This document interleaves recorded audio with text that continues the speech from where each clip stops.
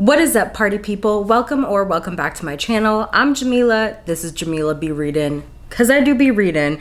And today's video, we're going to be reading books from 1995.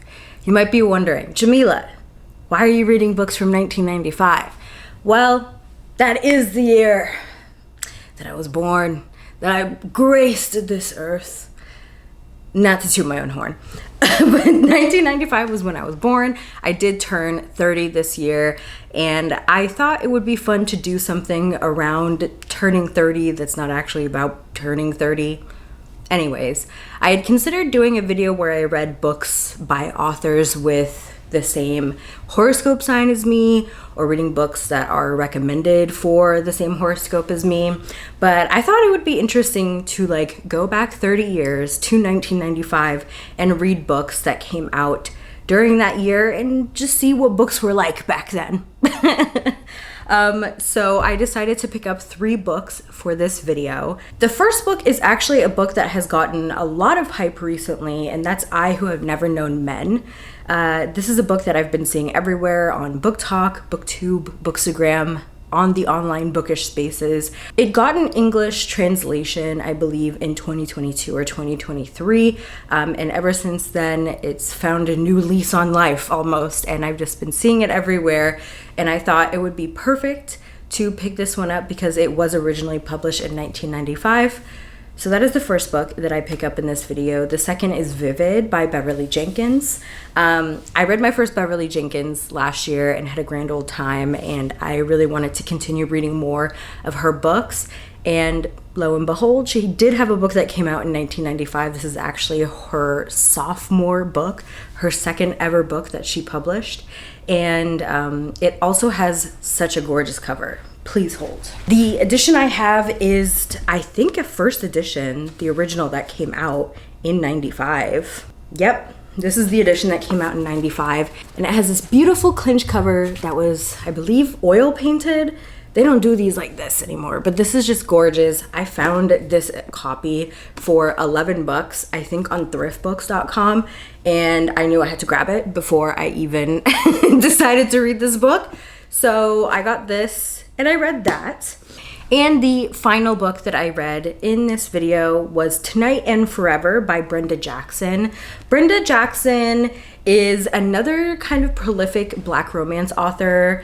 I think if you think of the 90s and early 2000s of Black romance, Beverly Jenkins and Brenda Jackson were the two main popular ones. They kind of came up at the same time. And that one is actually a contemporary romance. So I thought it would be interesting to read a contemporary romance that came out in 95 to kind of just see what the vibes were like in 95, you know? I was alive, but I was a baby. So and Beverly Jenkins writes predominantly historical fiction, so I just wanted to get a vibe. I wanted to catch a vibe. I was originally planning on reading The Assassin's Apprentice by Robin Hobb, which is the first book into her giant Realm of the Elderlings series, but I DNF'd it temporarily. I was enjoying it. It was summertime. My brain was working too much at work also, and I just didn't have the focus or the mental acumen to be reading a politics heavy high fantasy book at the time. So I am going to return to that book at some point. I just didn't in this video, which I talk about very briefly. So the 3 books, like I said, I Who Have Never Known Men, Vivid, and Tonight and Forever.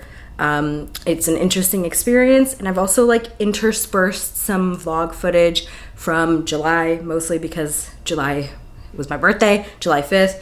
So I kind of vlogged some things that happened around my birthday and kind of interspersed it through here. Hope you enjoy. Hey, so I'm pretty bad at transitioning, and also I'm really only including vlog footage of my birthday. So suddenly here we are, take it back to July 5th, and I went to Trillium Lake. So this is what you're seeing. It was a good grand old time. I hope to be better at transitioning between vlog clips and remembering to do so in the moment next time. Hello, it's me from the lake. Look at that. Your finger is. I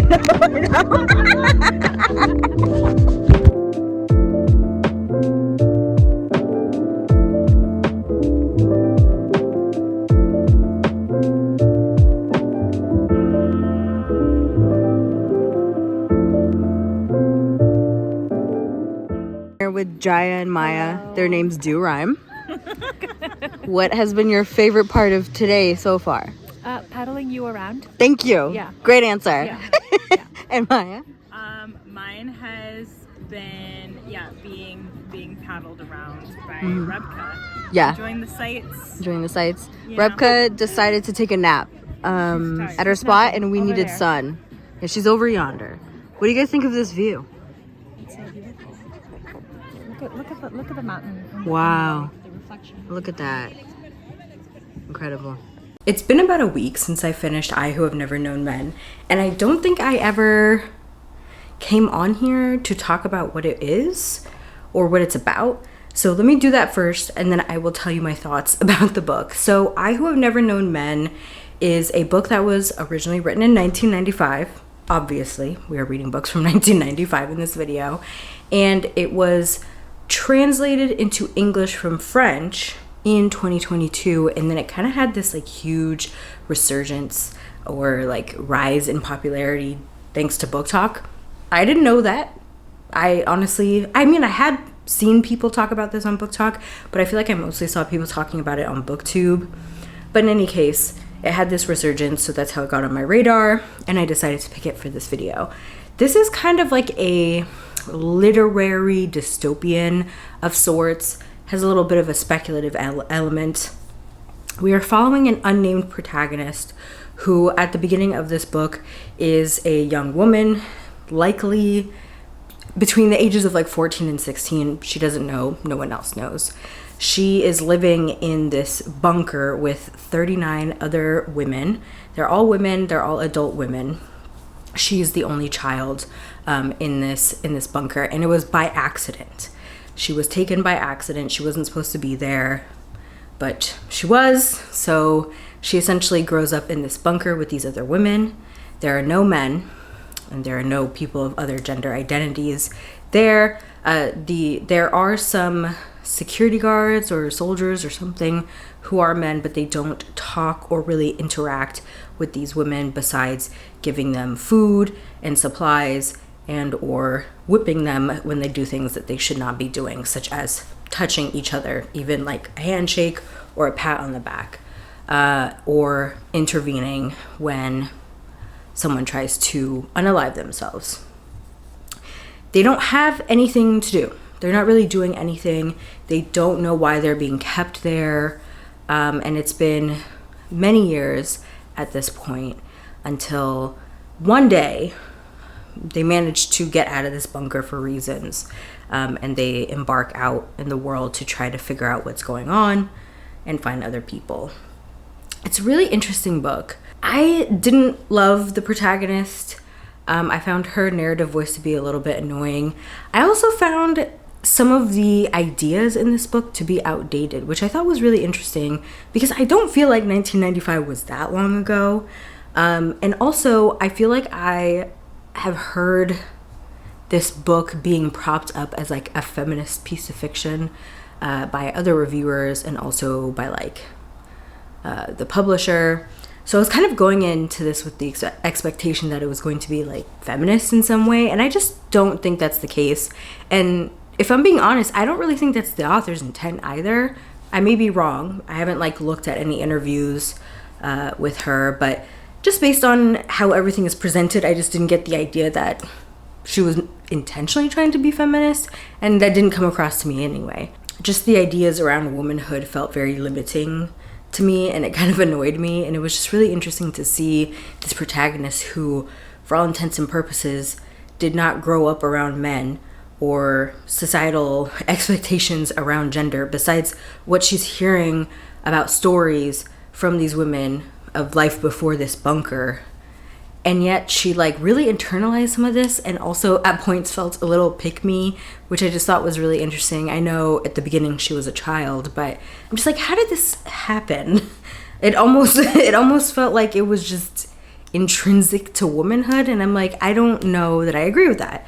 I don't know. I do know. I don't agree with that.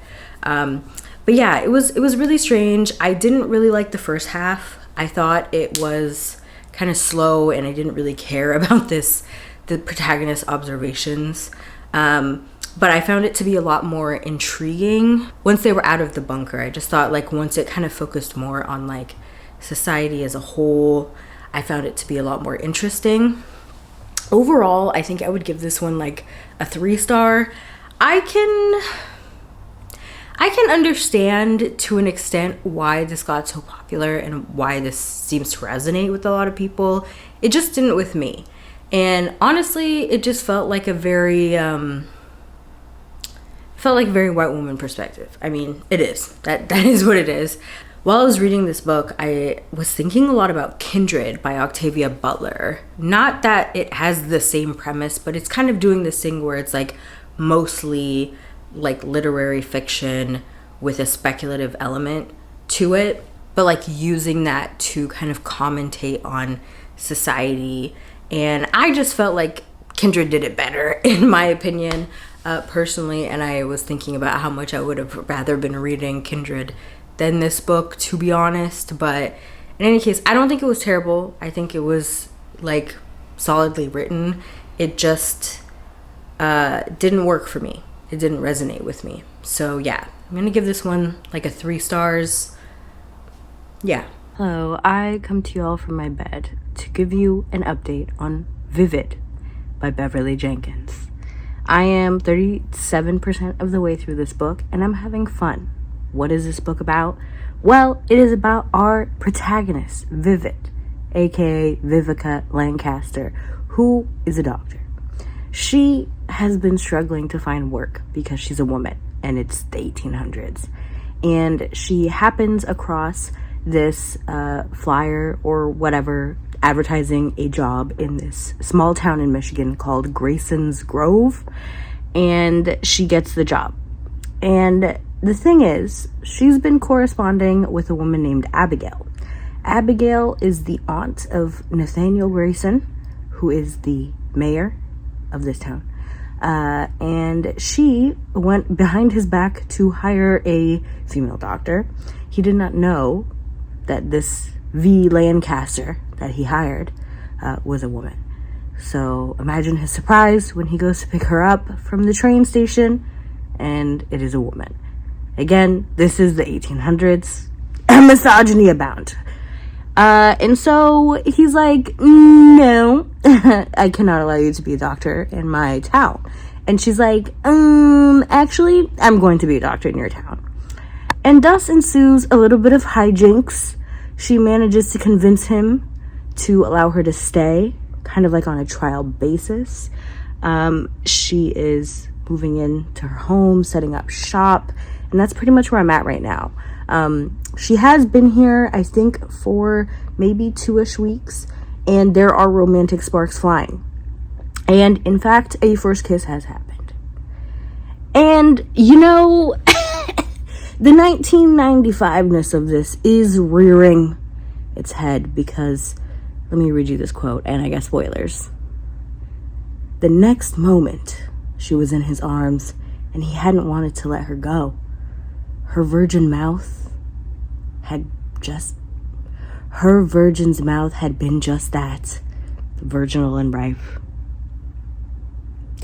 Auntie Bev, don't do this to me, girl. Don't do this to me. It's a little ick. It's a little ick. I am hoping that our good friend Nathaniel ends up having to grovel. I hope he does. Because he's like, yeah, you're a woman. And I'm like, damn, dude. Okay. Let it go. Anyways, that is the update that I have for you guys right now. I will come back when I feel like I have something else to say. You're probably wondering to yourself, Jamila, where are you? And then I say, I'm in the cover of the night. It's, I'm in bed. And I'm trying to go to sleep. I just finished Vivid, and I will come back to you in the morning with more thoughts. But the thing that just keeps, is keeping me up. That's a little dramatic. But the thing that's keeping me up is the fact that the term virginal, the descriptor virginal and virgin, just kept popping up. I'd be like, wow, look at this scene. That's a little hot. And then suddenly it'd be like, her virginal lips again. And I'm like, please stop it. Stop it right now. I feel like that meme from Akira. Please leave me alone. Leave me alone!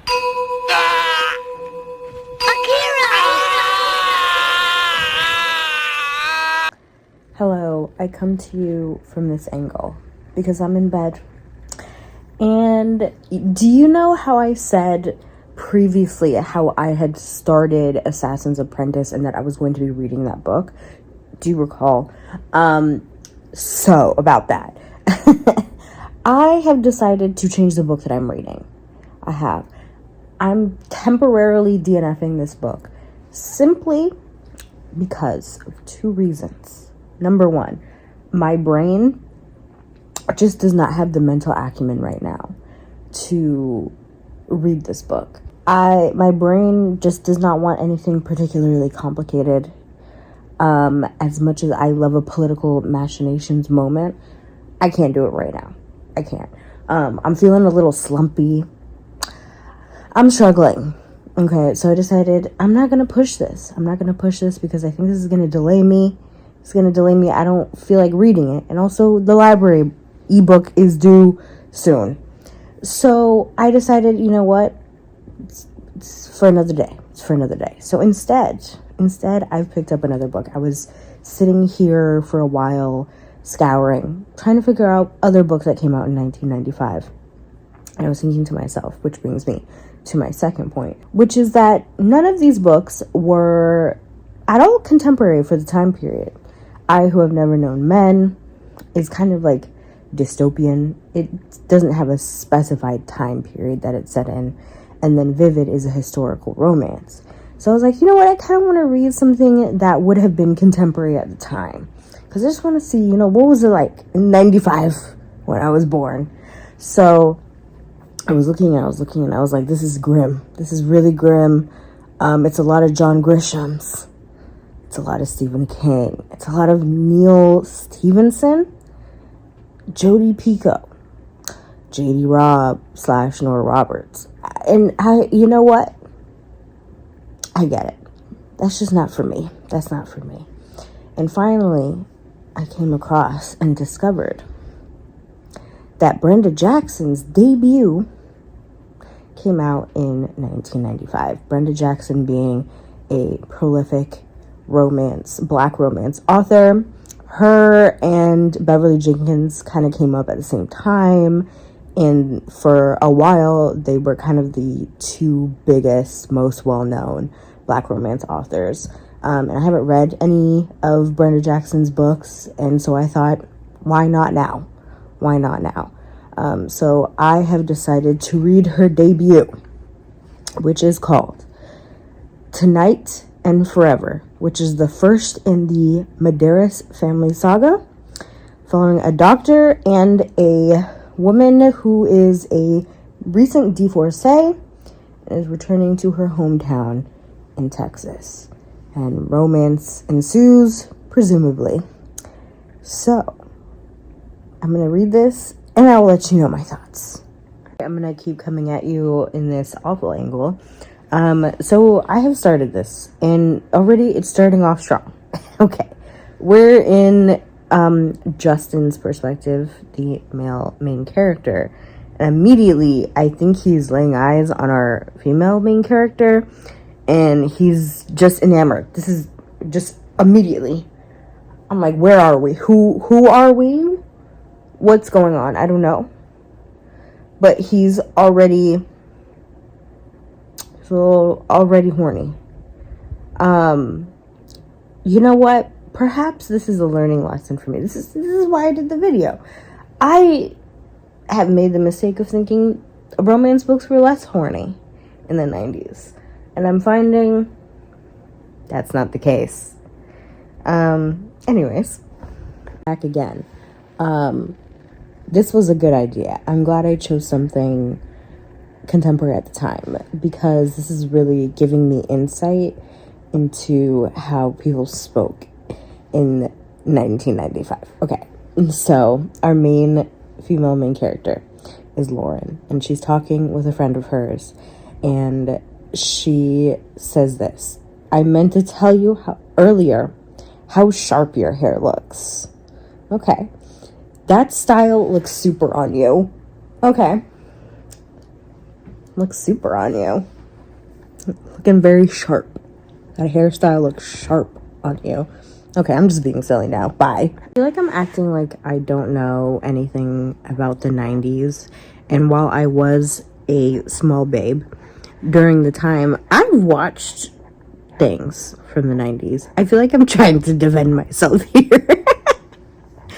I watched Living Single. Okay.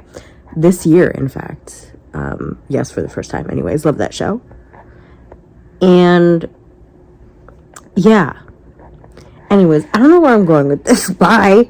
So Lauren realizes that Justin he's noticed her. He's taken a noticing. And she is like talking about his appearance, and she says this: dressed in an expensive suit tailored to fit his lithe, hard body like a glove, his aura of rugged masculinity suggested he'd be just as relaxed in a pair of well-worn jeans and a chambray shirt.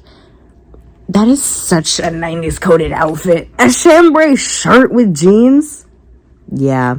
Anyways, also rugged masculinity. I think we're gonna get a lot of rugged masculinity in this. I think this is a trend.